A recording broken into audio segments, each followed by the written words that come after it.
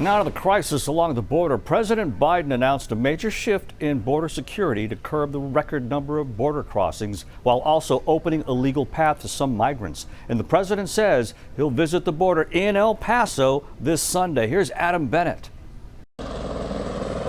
After record apprehensions at the southern border, nearly 2.4 million in fiscal year 2022, migrants, mainly from Venezuela, Nicaragua, Cuba, and Haiti, continue coming in large numbers to the United States by land and sea.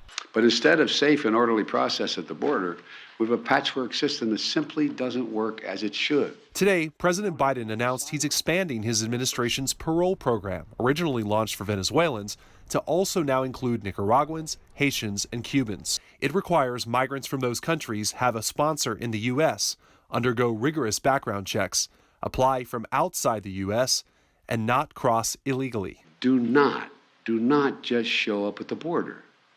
Stay where you are and apply legally from there. After President Biden's announcement, the National Immigration Law Center tweeted a screenshot of U.S. asylum law, saying, quote, "It is legal under U.S. law to seek asylum at the border." A lawyer with the Texas Civil Rights Project said, quote, "This is a plan for exclusion and denying asylum rights, not for welcoming individuals with dignity." Cesar, what was your reaction to President Biden's announcement today? Well, it's kind of a mixed signal. Cesar Espinosa with Houston immigrant rights group FIEL told me immigrants looking to escape life and death situations can't afford to wait.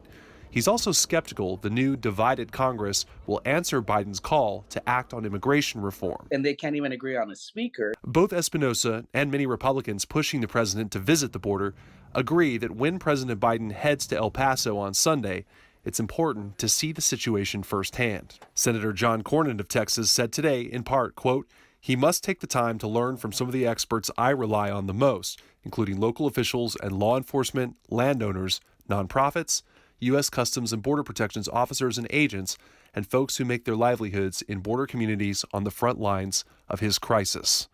Adam Bennett, KHOU 11 News.